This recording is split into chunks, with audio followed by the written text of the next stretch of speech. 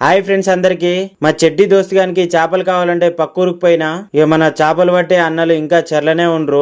ఇక వాళ్ళు ఒడ్డుకు వచ్చేంతసేపు మనమెందుకు కూకుంటాం అని అక్కడ వలలో ఏమేం చేపలు ఉన్నాయో చూసినా ఇక మనకి అక్కడనే గిరాయి దొరికింది. ఇదైతే నీళ్ళలో తేలుతుంది, ఒకసారి చూడండి.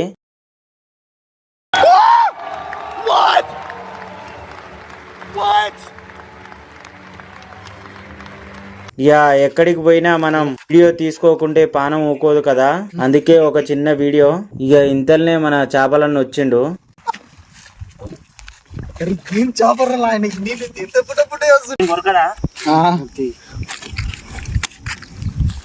తీసుకుంటావుగా లింగా, ఇది చేప.